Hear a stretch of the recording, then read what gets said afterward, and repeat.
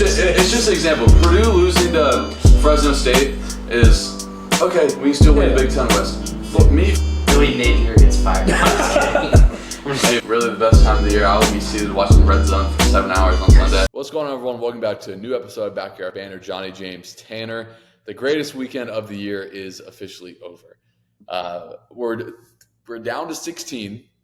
Some say, all I saw on social media was like, oh, it was the worst first round ever. It's not even madness. It's just March. And then, the round of 32 was good, and we'll get into if Cinderella's for the sport or good or not. We'll get into that whole talk first. But, first, we're going to come away with our biggest takeaways from the first weekend. So, Tanner, we're going to start with you. What was your biggest takeaway from the first X amount of games through the first two rounds? Yeah, my biggest takeaway, I guess, is how top-heavy this tournament was. Not really too surprised at what happened this weekend. It's kind of how I expected it to go, a lot of chalk. So that was kind of my biggest takeaway. I guess how good these games are going to be can also be it's the same thing. Because now we do have heavyweight battles everywhere. We have great teams in the second weekend. We don't really have anybody in the second weekend that's just heads and shoulders worse than anybody else. I think every team that made it to the second weekend is a quality basketball team. I think you could maybe say Arkansas, but the way they're playing right now, no. I don't think they're just that much worse than anybody this weekend. So my biggest takeaway is just really the chalk. I think that was expected. I kind of don't like the negativity around the sport right now on Twitter. All these people are complaining about no overtime games, no buzzer beaters, boring first weekend. I think that's a casual take. I think that's a very lazy take. Me personally, high-level college basketball is fun to watch. I don't need it to be overtime buzzer beater for me to enjoy a game. Like Florida UConn, that was electric. So, me personally, if you just like high-level college basketball, you don't really care what all these people have to say about it being, not entertaining. It was entertaining. We just watched basketball for 4 straight days, win or go home on the biggest stage of the world, and it was so much fun. So, I guess that's my takeaway. And I also will say they need to do something about fouling up 3 late. That would make games more interesting. Teams just foul when they're up 3. It's the right move. I mean, Arizona did it beautifully to Oregon last night. It was a clinic on how to do it. Yeah, it's the right move. I'm not saying it's not, but me personally, if I were a high major Division I college head coach right now, I would spend 10, 15 minutes a day in practice working on missed free throw plays because that's the only way you can tie a game down 3 at this point and where the game is at right now. But yeah, those are my takeaways. So yeah, I think the teams that don't foul up 3 are just idiotic. I mean, Arizona choked out the game by doing it, and it was masterful. Tanner, you're 100% spot on. I don't care about if a 16 beats a 1 or how many double-digit seeds we have in the second weekend. Like, who cares? Every tournament game, I will say in the round 32, like, look, the first round was whatever. Like, when you have a 16 playing a 1, when you have all these high major schools, like Florida was up by 35 against Norfolk State with 6 minutes to go in the first half. Yeah. Like, I get it. But in every single round 32 game, except for maybe like Ole Miss Iowa State, there was a moment where like, wow, like this is really high level basketball. Like, I remember vividly in the Michigan State New Mexico game where they started trading threes back and forth. I was like, oh, like here we go. There's 11 minutes left. Like, here we go. And then, Michigan State eventually pulled away. But still, in every single one of these games, there was that little stretch where it's like, oh, like even Baylor against Duke, like Baylor was hitting shots in the first half. Like Baylor was leading until about 6 minutes left in the first half, and Duke just turned it on. Even Tennessee UCLA to an extent, like that game was close for the first 10 minutes, and you still got that kind of March feel. But my biggest takeaway was the SEC delivering in March. And look, they got 14 teams in, and I hated on Twitter people saying, oh, another SEC team lost. Oh, I'm sorry. Did you pick Georgia over Gonzaga? Because I did not. Did you pick Oklahoma over UConn? Because I did not. Did you pick Mississippi State over Baylor? In fact, I was adamant that I was fading the lower seeded teams, and I did every single time. The only one I was surprised at was Missouri lost to Drake when they just got outcoached and outclassed. That was the only one that surprised me. But they set a record. 7 teams in the Sweet 16 is absurd. So then I thought the Big Ten performed just magnificently through the first, I would say, 2 to 2.5 days of the tournament. They kind of faltered late. I had Illinois going far, but James, there's a stat on Illinois when they shoot over 31% from three, they're undefeated, and when they don't, obviously they're not. No. But yeah, I mean, it's just in the Sweet 16, we have 7 ACC teams, we have 4 Big Ten teams, 4 Big 12 teams, and 1 ACC team. It's like the first time ever it's all been high major teams in the Sweet 16. So really impressed with how the SEC showed out. Impressed with Ole Miss. They were the only one that was kind of like not favored, or technically Kentucky were underdogs, but lower seed to kind of make that run. Them in Arkansas, really, like, I was pretty surprised in Arkansas, not because of the talent, like their talent was crazy good. And I think Calipari doesn't get enough credit as a coach. Like, people want to hate on him because he like changed the game. Like at the end of the day, Cal's been to like I don't even know. He went to 2 Final Fours at UMass. He went to 1 at Memphis, and he went to like 6 at Kentucky. Like, you don't do all that just by communicality. Talent. Like, this guy can coach. But yeah, those are my main takeaways. Yeah, I kind of want to piggyback off a point real quick from John about Coach Calipari. Arkansas had some terrible late game execution against Ole Miss in the SEC tournament, like about as bad as you can get. And he turned around and they fixed it a week later. So that's how good of a coach he is, right there. Yeah. No, I one thing about that is, like, Arkansas's path. Like, he beat some incredible coaches too. It's unbelievable. Like, it's a cool story. I mean, truthfully. So, like, you talk about the SEC, and I'm a guy who sat on here and multiple times, and I say it outside of the podcast. Like, I thought the Big Ten was a little fraudulent, and I'm wrong. I mean, I really was. I think Michigan's better than, at least they're playing better as of late. I mean, obviously Michigan State, great win yesterday against a team, frankly, that I was pretty big on. I thought New Mexico was actually going to beat State. But again, they pull through, and I like their draw in the Sweet 16. Purdue, they got an opportunity to beat Houston. I think this is what Tanner wanted, right? I mean, I'm sure he's not super stoked to see Houston on the schedule, but it's a Sweet 16 game, so it's like, that's great. And then obviously you got Maryland playing Florida, which anything can happen, right? But my takeaway, besides the Big Ten, is I think college sports has gotten to a level where we need to have coaches' challenges or a better review system, because there is way too many mistakes because it's a human error game. I mean, it is human error. It is one of the hardest jobs in the world to officiate a basketball game as high of a level as this. I think we need replay consistently, coaches' challenges. We need something. I just look at it in the terms of Vegas too. Like, people are betting on college sports just as much as they are betting on professional sports, whether it's money lines or under overs or player props. Like, I feel like college sports has really become the new wave of, it's not just professional sports where you're taking, LeBron James to have 25 points. No, you're taking, I don't know, Trey Kaufman Rent to have a double-double or something like that. Now, what does that have to do with a replay? I think it all ties in because of possessions or whatever. And I just think the game has gotten to such a high level, and it's there, and it's stayed there. And I think there's enough money in that sport to figure out a way to get replay or coaches' challenges.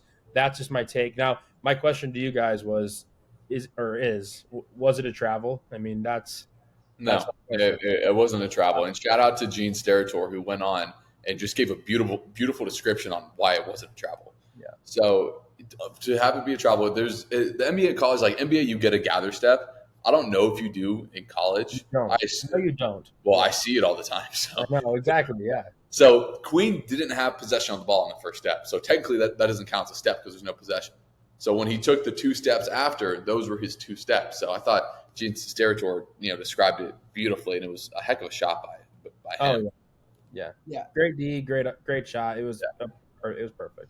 You can't call it in that moment because there's 10 to 15 other moments in the game where it's the same thing that it goes uncalled. So you can't do it. And by the way, the same people that complain, I like John Fanta's video last night. The same people that complain because the tournament's boring and there's not enough buzzer beaters and all that are the same people complaining that there wasn't a travel called. So there you go.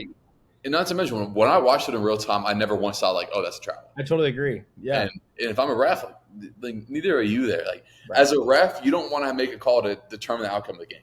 And when it's slowed down, it's like, sure, he took 3 steps. For sure he took 3. The gather, whatever you want to call it. which I don't think is a rule in college. I could be wrong, but I don't think. But again, like you said, it was done 39 minutes previously. Like it was done the entire I mean, game. it happens all the time, and it's like there's a lot of college rules that I think they just need to initiate from the NBA, like the continuation where you don't get an and one for stuff. Yeah. Like some of that stuff is infuriating, and the coaches challenge comes from the NBA. And James, I think there is zero possibility that we do not see the coaches challenge next year. Like the coaches challenge will be in college basketball next It year. has to be. Like It's everyone, too high of a level. yeah. I mean, And it's the same thing. Look, you get one. If you win your challenge, you get another one. That's simple. But I know a lot of things when it comes to like college sports. I know a lot of it comes down to funding, right? Like for example, there's a Division One pitch clock for baseball, but at the D3 level, it's all on a timer. Yeah. Whereas like the Division One basketball schools, they all have some sort of replay system in effect. I mean, think about the D3 games that we've been a part of. I mean, I think it was my sophomore year, so your guys' freshman year. at We went to Paul, and they wanted to review it, and I'm like, what? Like this is even possible? So like at the Division One level, yeah, you have your really bad schools that are borderline. You question how they're Division One, but like the game's there. The NCAA send out funding, and all you have is a coach's challenge, and you use it off the NBA. It's very very simple, but the game's too high of a level. There's too much on the line for everyone, for the fans, for the players, for the coaches, for the schools. Like human error is going to happen, especially if you have high knees, calling games, and he's going to mess up 40 times. So, I mean, yeah, naturally. But anyway, it's Sweet 16 time, and I think this is kind of the meat of the season. You guys can see this all right? Yep. Yeah. So, we're going to predict every Sweet 16 game. We won't predict the Final Four. We'll just get to the Final Four because we'll do a podcast before the Final Four. So we'll go through that then. But, I mean, let's just rip right into it with Auburn, Michigan. I think a lot of people, me included, kind of counted out Michigan. And now, they get their chance to take down Auburn. Tanner, who do you like here? Yeah, I think Michigan, they match up so well with Auburn because they have the size. They have the size to play with Auburn. I think Auburn's guard play is much, much better. But Chad Baker-Mazara did not look good there, that hip injury. I haven't heard anything on it, but just based on kind of how it looked, I don't think he'll be available to play. I could be wrong, but that's a big loss for Auburn. I'm still going to take Auburn. They're still top 3 team in the country. Michigan is not. I think they win it with their guard play, but I think it's going to be a hell of a ball game because Michigan has the size to play with Auburn. There's very few teams in the country that can match up with Auburn on the interior physically, and Michigan can do that, which is why I think it's going to be a great game. But ultimately, I'm going to go with just the better team in Auburn. I think they win by anywhere from 3 to 7 points in a really, really good basketball game. Yeah, no, I agree. I just think Michigan much more impressive than. I mean, frankly, I didn't have them getting past the first game. I mean, maybe that's me because I've hated them all season long, but I think this is where the train stops for them. But I mean, great season. I mean, I will tell you this though, like if Danny Wolf can get going, and I don't think he's played like fantastic yet, in my opinion. Like I feel that was my other takeaway so far with this tournament. Like the guards at this level are so unbelievably good, and it's so impressive to watch. So yeah, I like Auburn here, but Michigan, yeah, they're massive. I mean, got to be one of the biggest teams that we've seen in the. I mean, since I've been really watching the game. So yeah, Michigan's best guard is Trey Donaldson, and he's been like kind of spectacular in the postseason. But again, he would have been the 4th best guard at Auburn this year. And and he's playing against Auburn. I'm just continuing to fade Michigan. I don't think they'll beat Auburn. Not to mention this game's in Atlanta. It's going to be an Auburn home game. It's going to be 80% Auburn fans there. So yeah, I also lean Auburn. And then I'll leave this one to you. First of all, shout out Ole Miss. If you guys remember back in January, I said Ole Miss was a team that could sneakily make a run to the Final Four. I kind of went back on it a little bit, but like they have the size to match up with Michigan.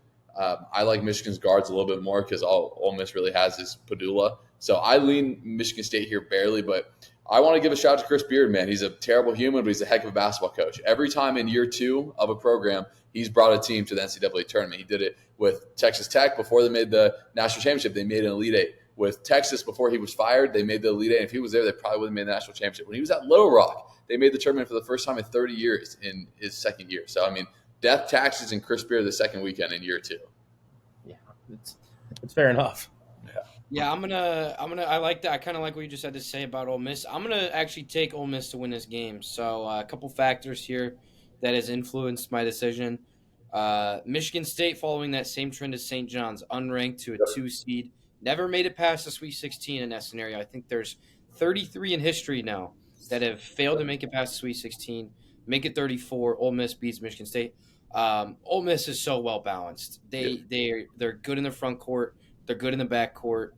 Sean Padula averages 15 a game. Veteran guard can really hits clutch shots for him. That's the guy they go to late in games. He's not afraid to take a big shot. And then you look, he's averaging 15 a game. They got five other dudes averaging double figures. So that is 6 guys averaging double figure points for Ole Miss. They're a really good basketball team, well balanced, well coached. I like Ole Miss to beat Michigan State. I really do. I think Michigan State's struggle to shoot the basketball. You haven't really seen it yet this tournament. I think we're going to see it against Ole Miss. I think the athleticism and length of Ole Miss is going to bother Michigan State. Even though Michigan State is long and athletic themselves, I just think Ole Miss is the perfect carbon copy of Michigan State.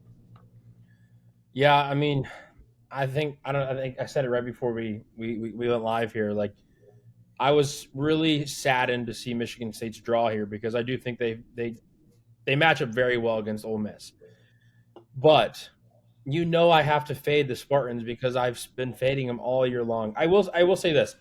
Malik Dia had such an impressive game the other night that I'm like kind of inspired by Ole Miss a little bit because obviously you mentioned all the good guards, but I mean he I think he had 18 points, maybe 10, maybe he had a double. I'm not sure. And he does not jump on his 3-pointers. Yeah, I mean he was very impressive. And yeah, I think this is going to be one of the best games of the weekend. Yeah. I think these teams match up so well to each other. It's a great coaching matchup. Again, I think that's one thing. Like, there's so many great college basketball coaches nowadays. Like, truthfully, I mean, you could name, I mean, at this pace, we have 20 teams in each conference. So there's probably 16 great coaches in all of the conferences. So I just look at this matchup, and I think it's one of the highlighted games. I think it's Friday. Is that when it is? Yeah. So I'm really excited for this matchup, but I'm gonna go Ole Miss just because I'm fading the Spartans, and I mean, if I keep getting proven wrong, then so be it. But so if we get this Elite Eight, it'll be the 4th time Auburn and Ole Miss have played. Yeah, that's crazy. And Auburn has won all 3 times. So I mean, this should be a really tricky game for Auburn. Like, it is tough to beat a team 4 times. Yeah. I thought Ole Miss beat Auburn at home. No, Auburn's only conference losses were Florida, Alabama, and A&M. It was a close game at home. Ole Miss led for a lot of the game, and then Auburn kind of came back in the end there. But yeah, I mean, Auburn's 3-0 against Ole Miss. Like, that's a legit thing. And if it gets to this point, man, I have a hard time seeing Auburn losing again. So I'm gonna roll with Auburn to the Final Four. I agree. Yeah, I'm cool there. Yeah. All right, let's go to the East. Let's switch it up. Caleb Love returned game against Duke. Since Caleb Love was so efficient last game, he's due to go 3 for 16. So I'm picking Duke. Yeah, I'm going to be pretty quick here. There might be one or two teams in the country that can beat Duke, and they wouldn't see them until Monday night in April. So give me Duke. Yeah, this was one of my favorite games of the entire weekend last night. Oregon, Arizona. I mean, Oregon started up 18-4 or something like that, and you were like, and that wasn't a surprise, I don't think, for any of us. I thought everyone here was pretty favored. We favored their draw, and not super big on Arizona. But Caleb Love is tough. Like, he is tough. But yeah, the tendencies do show that he dropped close to 30 last night. Over 50% shooting. Due for like a 9-point game. Him and Wade Taylor are the same player. I swear. I mean, he is so due, and I actually like Caleb Love. I think good head on his shoulders. Yeah. I mean, he's statistically due to go 3 for 16. And at the end of the day, Duke has Cooper Flagg, but they also have Tyrese Proctor. And talk about a guy who's been unconscious from beyond the mark. Like, he's frankly, he's won me a lot of money. So shout out to Tyrese doctor, but Yeah, and Sion James is a guy that matches up well with Caleb Love. Put some length on him, 6'6". yeah. That stuff. This game right here, BYU Alabama, is I think the one I'm most looking forward to outside of obviously the Florida game. I mean, this game is going to be incredibly fun to watch. I had BYU in the Sweet 16. I think Backyard Banter had BYU in the Sweet 16, and I think they'll run ends here though. I think Bama is just a better version of BYU. You know, Richie Saunders might be the best player on the court, but like, give me Mark Sears, Phylon, Nelson over like, Hall and Igor Demon and all of BYU's guys. So now who's on the team who starts, who's 25 years old. So I will lean. I know the people in Provo about 25 minutes from me might hate me, but I'm going to lean Bama here. Yeah, I agree. I think this is one of the more intriguing games. This is Thursday. I'm glad it's Thursday because I'm looking forward to this one. I like Alabama to win 104-98. A lot of points scored. Seriously, like both teams might score 100. A ton of threes. They're going to chuck up shots 5 to 10 seconds into every possession. But Mark Sears is going to do everything he can to get Alabama back to a Final Four. Incredibly fun player to watch. Love watching Mark Sears. Grant Nelson gets another week to get a little bit healthier. I know they had a little bit of a scare in the first round, and he played, I think, the last 8 minutes when he was not supposed to play that game. But Bama's just, like you said, a better version of BYU, a little bit more talented and better at what they do, and that's playing fast and chucking up threes as quickly as you can. Yeah. Yeah, BYU is going to win this game. I mean, it's just the simplest. It's the simplest format that we have on Backyard Banter. Frankly, I look at our TikTok and I feel like all we do is talk about BYU, and it's pretty awesome. Yeah. BYU people love us. They give us some positive comments on the. Shout out to BYU. I mean, Utah's a great area. But here's my thing. The under-over is like 175, which is probably perfect. I mean, honestly, you want to probably hammer the over. Yeah, you want to hammer the over. Big tips with James Keck, boys. But here's my thing. Sears has been really bad from the three. I think he's 21 in his last 4 games. He's made 1 3 this tournament, and I think they're going to need him to make threes. Now, if he starts making them, then for sure, Bama, right? But BYU, man, I believe in Richie Saunders. I believe he'll be the best player on the court, Richie Saunders. Absolutely. And again, like Nelson, I know he's back, but he still doesn't look full, right? And obviously, I don't even remember, frankly, him going down. It was against Florida. I don't remember that. And so I was kind of startled in their first game. I'm like, where is he? And then all of a sudden, he just emerges when they're about to lose, right? And it was like, he was just their savior. And he has been okay. But my concerns for Alabama is Sears isn't shooting the three well, and BYU, I do think Richie Saunders is the best player on the court right now. I mean, he had a great game this past game, I guess. And I like BYU here. We might as well keep riding with the Cougars. I know Backyard Banter is going with Bama, but this is a great game for sure. I like it, and honestly, I might even trust BYU to get more stops than Bama. I mean, to be honest, but we'll see. But anyway, is there any chance Alabama can beat Duke? And I'll lay out the way that they can. I mean, Bama has to hit 10-plus threes in order to beat Duke because they're not going to – I don't know. Is Bama going to do the thing where they start Jaren Stevenson at the 3 just to match up size-wise with Duke?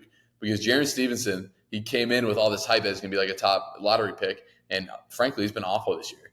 And I know he's been better as of late, but I think that's what they have to do in order to match up size-wise with Duke. And I don't know. I think this one could be close for 30 minutes, and then Duke just kind of pulls it away in the last 10.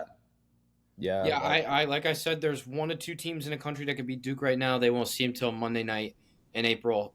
Give me Duke. Yeah, absolutely. I will say this one more thing about BYU Bama, and this is just my takeaway from these 2 teams.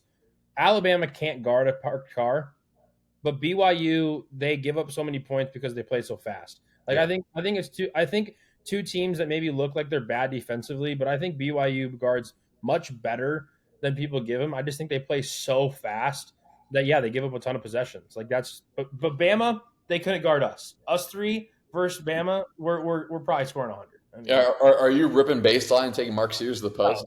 I'm ripping baseline, but then I'm putting it up. Like that's what's happening. There we go. All right, we'll go to the West before we go to the Midwest. Where I'll tell you what, man, Lucas Oil is going to be rocking, right, T?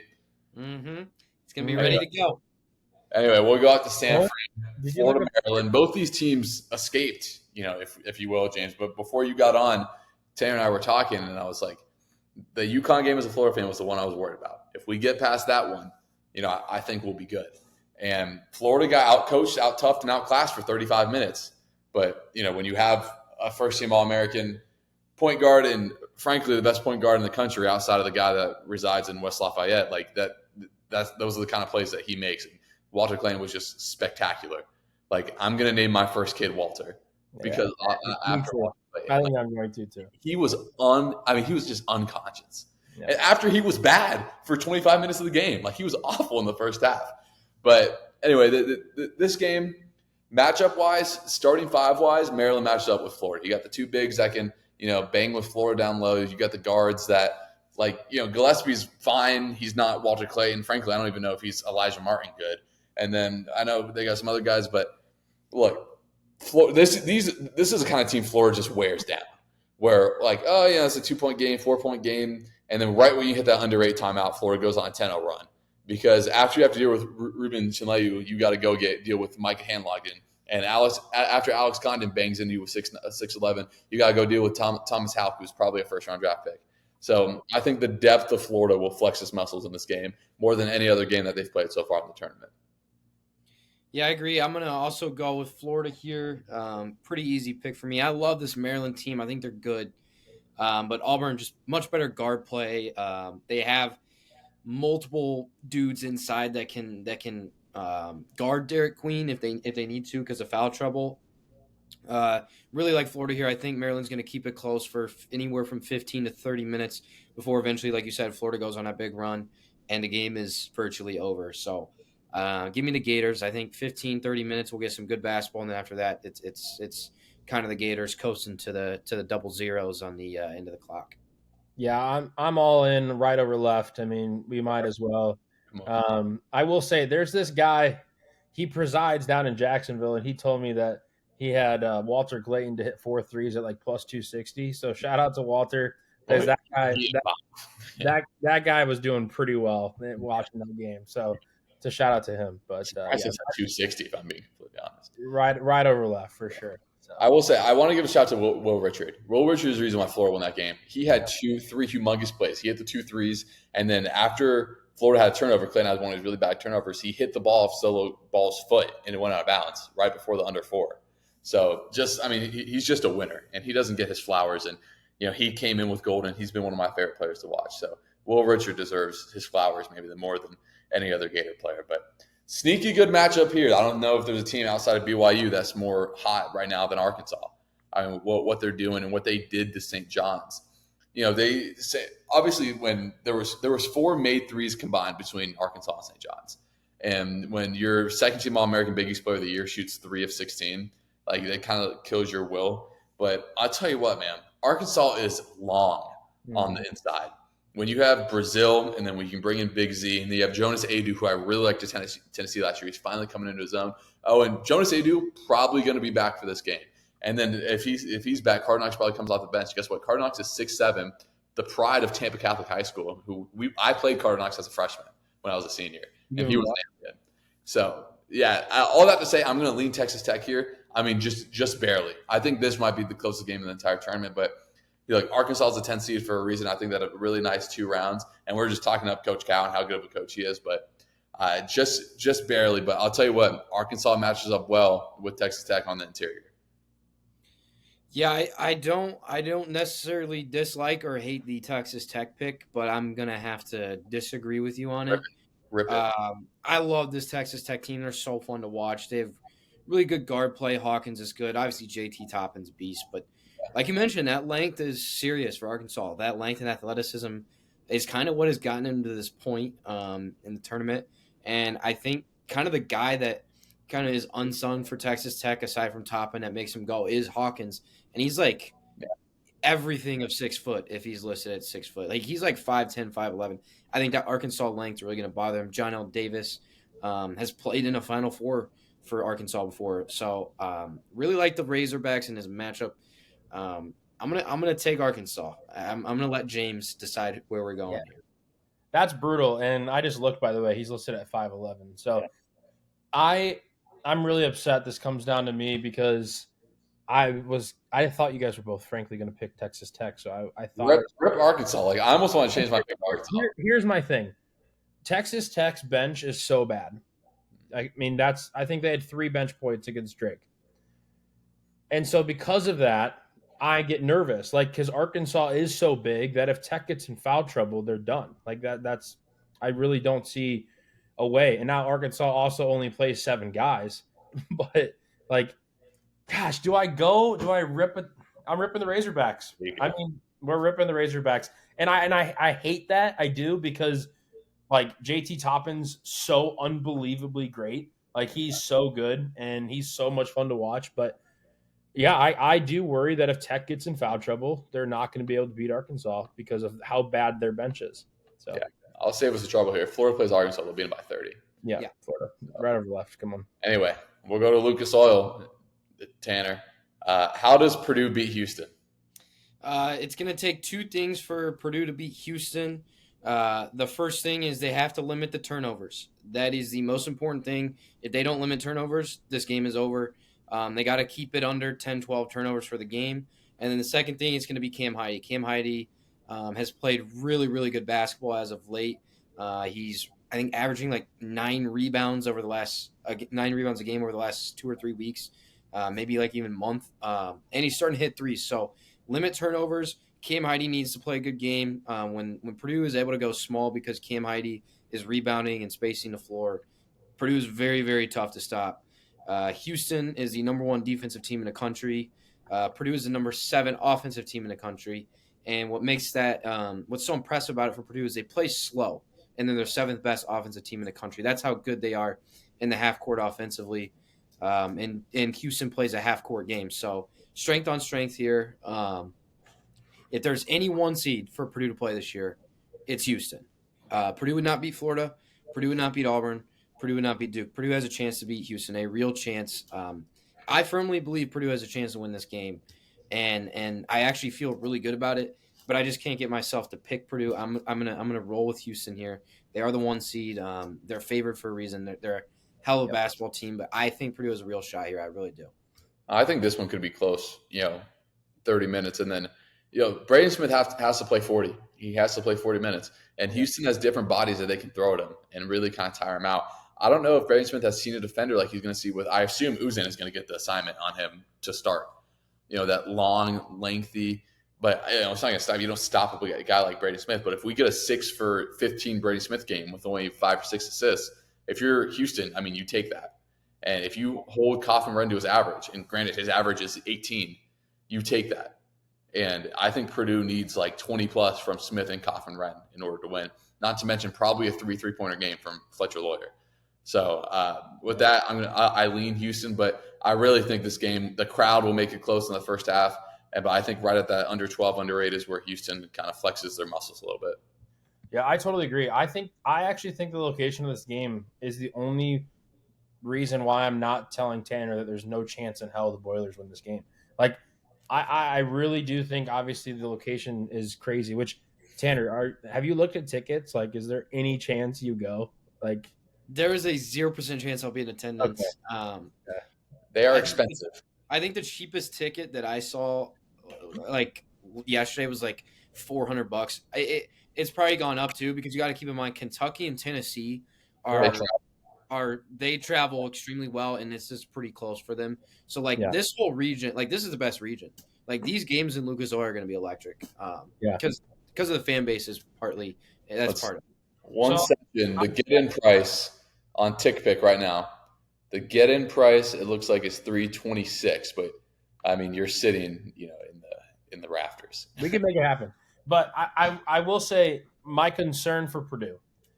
Braden Smith turned it over 8 times against McNeese, and Houston's better defensively. My concern is Fletcher Lawyer. Tanner told me he's going to need Tommy John. I don't think he can give you 3 threes. That's another concern. Tommy John? Is that legit? Yeah. The way he's playing, boy, I tell you what, he better need Tommy John because he is not shooting that thing. And another guy in Jacksonville had him to hit a certain amount of threes, and he didn't even shoot them, so that guy was pissed. Anyway, again, Houston, they have a 35-year-old LJ Cryer who went for 30 against Gonzaga, and they are so deep, and all 5 of their starters can give you 20. Purdue this year has kind of shown a different Purdue, in my opinion. They can't guard as well as I think they've been able to in the past. Granted, you lose a 7'3" Zach Edey, that hurts. My concern is Braden Smith turning the ball over too much. But then again, like Purdue, they don't get enough. I don't think Purdue gets enough credit. Like I think they're 12th in the country from beyond the arc. Like that's impressive. I didn't see that. I didn't think that was even possible. Truthfully, I've watched a lot of Purdue ball, but I think they score a lot. But I think Houston. I don't know, man. I think they're going to shut down Braden Smith. That's just my opinion. I think LJ Cryer is unbelievable. He'll probably knock down 6 threes. He's legit, man. He's had a hell of a year. He's had a hell of a career. Like he's a guy that he's just going to be known for a Houston basketball player, right? Won a natty at Baylor. Yeah, in this building they're playing in, he won a natty. So yeah, I'm going Houston for sure. But yeah, I mean, yeah, if you're the Boilers, you got to be happy with the draw, and you got to be happy with where the location is. So, I mean, now you just got to go out there and try to get the best out of Houston. But I'll be tuned in. What a hell of a matchup. I mean, that place is going to be rocking. So, yeah. Anyway, Tennessee, Kentucky. Kentucky, Tennessee have played twice already. Kentucky won both matchups. So this is a tough matchup for Tennessee. With that being said, I think they get the third one. Yeah. Tennessee guards too well. And, James, what was the downfall of the Illinois-Kentucky game? It was the turnovers. It was the live ball turnovers. And Tennessee was Ziegler, Gainey, Lanier. They're not going to have those. So, look, Tennessee, I think, is like the second-best defense in the country. I think they flex their muscles here and squeeze past Kentucky. I agree. I think it's going to be a great ball game. I think Tennessee's going to get it done in the end. I really, really want Tennessee to win this game because on the chance Purdue does beat Houston – Purdue absolutely owns Tennessee in every sport every sport. So I just think it'd be great to get Tennessee to go to a Final Four. So I'm pulling for the Vols here. Yeah, no, for sure. Tennessee. Chaz has been unconscious. I mean, he's just shooting that thing, and it's fun to watch. And I mean, I think Illinois lost the game more than Kentucky really won it. I mean, what a frustrating game. What a way to end the season. But anyway, also. Those squares, like Super Bowl squares? Yeah. Well, like I have some for NCAA March Madness. Well, I got screwed and my numbers are 5-5. Oh, jeez. Well, that Kentucky missed free throw to end the game would have been 5-5, and it would have been it would have actually made me kind of happy after the end of the game. But instead, he smokes it, and then it was 5-4, and then I was just doubly pissed. So. I will fade Kentucky for the rest of my life. No smiles with James. But here we go. Elite Eight. I think Alabama is a better version of BYU. I think Houston's a better version of Tennessee. I think Houston squeaks by here. Absolutely. I agree. I will say the get-in price for the Florida game is only $183. The get-in price. So go fund me. Send me to San Francisco. Go fund me. $180. You just go. Come on. I get paid Thursday, so maybe. Facts. Well, the game's on Thursday. A little too late then. But anyway, we'll wrap it there. Obviously, another big-time weekend. Opening day is Friday. Or Thursday. The race play Friday. The opening day for the Cubs already happened, but we don't even speak on the atrocities that have happened in overseas. Season's over. But we didn't get to do as much baseball preview just because it's been so March Madness dense, and rightfully so. We had all summer to talk baseball, and we'll be doing a lot of baseball once March Madness kind of resides here. So we'll wrap it there. If you guys made it this far, like, comment, send to someone, and we'll see you guys next time. See ya.